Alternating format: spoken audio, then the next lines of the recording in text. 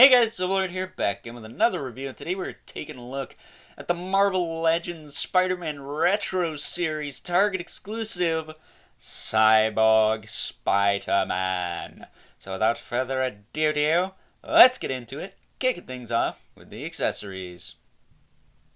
Kicking things off with accessories, and that ain't much. Spidey comes with two interchangeable hands. He's got a fist hand and a thwipping hand for his right arm, as well as this piss poor excuse for a web line. We'll get into that. Yeah, the hand swap easy enough into the arm. Would have been nice to get some hands for the left arm, because, well, he's got a left arm. What the hell? Some wall crawling hands too. Maybe some Liefeld-esque guns. And yes, I know it's an Eric Larson thing, but damn it, whenever I think 90s, I think Liefeld. Sue me. But as for this piss poor excuse for a web line, barely even fits on the arm right. So yeah, that's pretty shit. But with that being said, time to move on to articulation. Moving on to the articulation on this guy, and if you are at all familiar with the Sunfire / Bullseye body mold, or even that, White Spider-Man 2099, you're going to feel right at home here, because this guy essentially shares a lot of those same parts, as well as some of the parts from the recently released Retro Series Spider-Man, the standard Spider-Man, which I still don't have. Scalpers. Bastards. Insert other cuss words here. But with that being said, let's get into it, shall we? Let's do.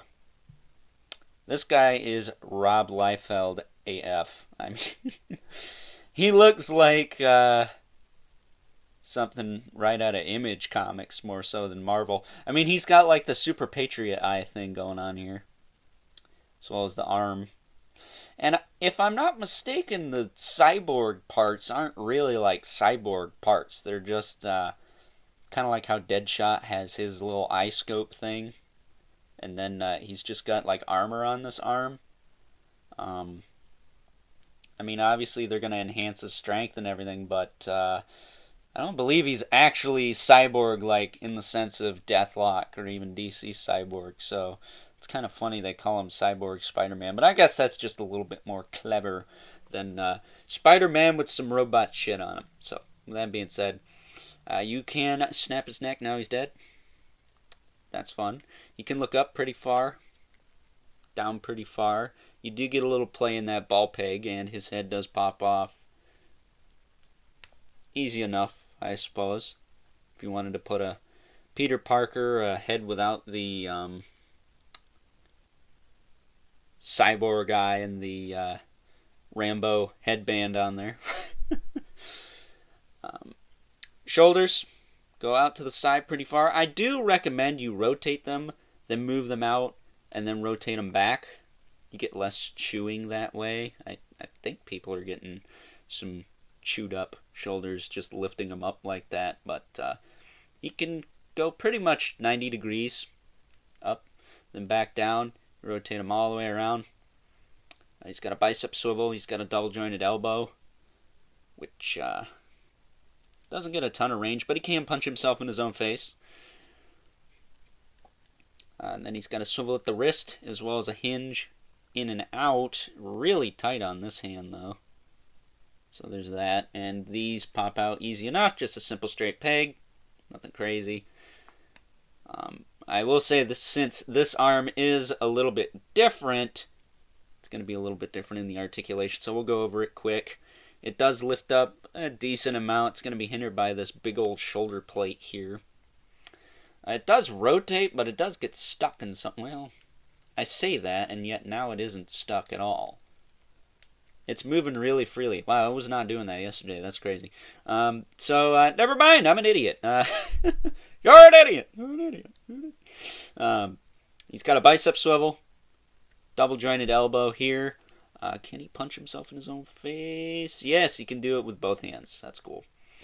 And then I guess if you have the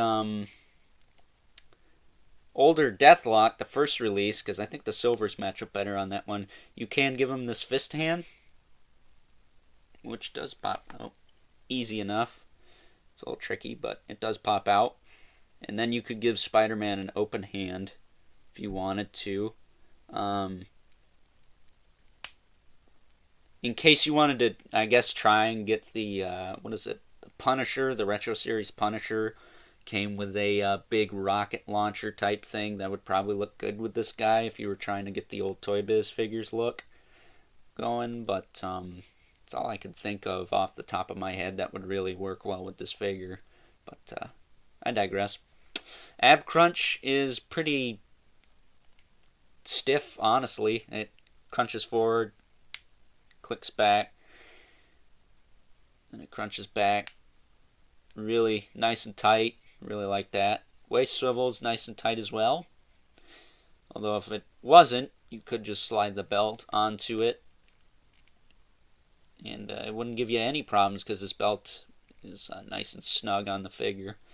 Originally I thought it was glued in place, but it is not. Hips go out to the side. Wow! Holy shit. I didn't think they went out that far. He does not have drop downs, but that's impressive. This is like the most articulated Spider-Man I think I own. What the hell? Does he have freaking drop downs? I don't think so. I think those aren't drop down hips. That's crazy. I didn't think they went out that far. I'm saying that because I'm so used to Pizza Spidey, and this is the first Spider-Man I have with these parts. That's kind of classic looking. The hips go out really far on this guy. Far enough, I think. He can kick up. Kick up's not as good, although the picture I had in the URL and the intro beg to differ, probably. He does have this little thigh strap, which I guess, if you wanted to put this on a Punisher figure, you probably could do that. But I'm probably going to just leave it on him.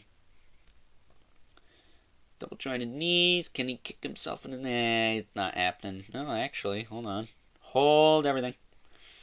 Let's try the one without the thigh strap. Not quite. He can't kick himself in his own ass. Boo. Oh well. He's got a thigh cut, if I didn't say that already. I think I did, but I don't remember.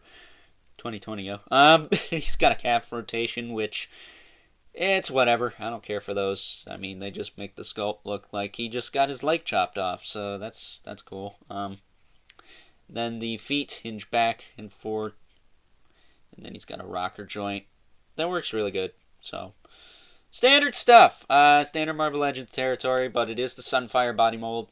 I don't think this is a bad body mold. Some people hate it, some people like it. I personally don't mind it. I think it's a little bit better than the Pizza Spidey mold, for sure. It's got a little bit better proportions. Maybe the shoulders are a bit too low and small, but other than that, I think if they fixed that, and maybe the feet look a little big. This body would be a little bit better, which I could see him tweaking the feet and maybe even the shoulders eventually. I mean, honestly, this shoulder being bigger than this side, this is probably what the normal size shoulder should be.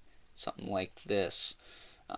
Definitely gives you that superhero aesthetic that everyone loves. So, that being said, let's take a look at some size comparisons. Taking a look at some size comparisons, here's Cyborg Spidey next to Pizza Spidey, who looks more and more janky every time I pull him out for comparison, as well as the X-Force version of Deathlock. Next up, we have Carnage and Venom from the Venom Pool wave, because I'm going to just say it again, those figures are badass and I love them. And last but not least, we got our two regulars. We got the Mythic Legion's Brother Mandibulus and the Mortal Kombat 11 Spawn. So that being said, time to wrap things up with some final thoughts. Overall, and I'm 99.98% sure, I mean, nothing's perfect, right? That Kang, the Conqueror, has been dethroned from his spot on my top 10 Marvel Legends of the Year list by the one that sits before you. I mean, this figure is pretty freaking sweet, man. Yeah, he doesn't have like a rocket pack or a blaster of any kind, or really a wall-crawling set of hands. I mean, this is Spider-Man, right? But I don't really think he needs all that. He's got a lot of new tooling, and that's perfectly fine with me. Yeah, of course, things could always be done better, but for the price point, I think this is still a pretty awesome figure. If you like this version of Spider-Man, you like the Rob Liefeld aspects of it, I would highly recommend you pick this guy up. He's kind of a niche thing, kind of like pirate Deadpool or hell, even that Venom Pool Build-A-Figure. But I like cool toys. This is a cool toy. So yeah, that being said, I highly recommend you pick this guy up. And with that being said, I hope you guys enjoyed this review. Don't forget to like this video, hit that subscribe button and the notification bell so you know whenever I upload more reviews like this one. As well as leave a comment in the comments section below. Let me know what you think of this figure. And remember, keep the comments civil because the world sucks enough as it is.